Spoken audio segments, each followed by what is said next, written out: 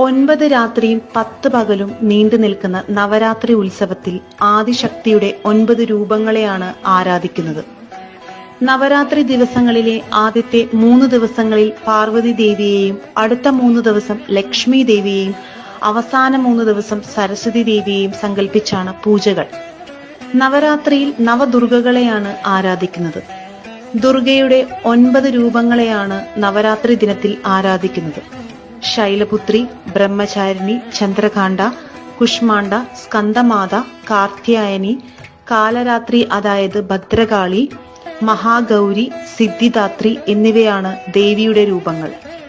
നവരാത്രിയിൽ ഓരോ ദിവസവും ദുർഗാദേവിയുടെ ഓരോ രൂപത്തെയാണ് ആരാധിക്കുന്നത്.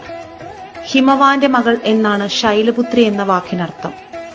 പർവ്വത രാജാവായ ഹിമവാന്റെയും മേനാദേവിയുടെയും മകളായാണ് ദേവി രണ്ടാമത് അവതരിച്ചത്. പർവ്വതരാജന്റെ മകളായതിനാൽ ദേവി പാർവതി എന്നും ശൈലത്തിന്റെ മകളായതിനാൽ ശൈലപുത്രി എന്നും ദേവി അറിയപ്പെടുന്നു. പൂർവജന്മത്തിൽ ദക്ഷന്റെ പുത്രിയായ സതിയായിട്ടായിരുന്നു ശൈലപുത്രി അവതരിച്ചത്. കാളയാണ് ദേവിയുടെ വാഹനം.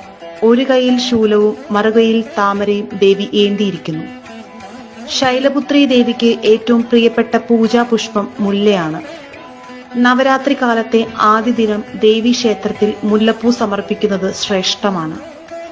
ദേവീക്ഷേത്ര ദർശനവേളയിൽ ശൈലപുത്രി ദേവി സ്തുതി ജപിക്കുന്നതും ഉത്തമമാണ്.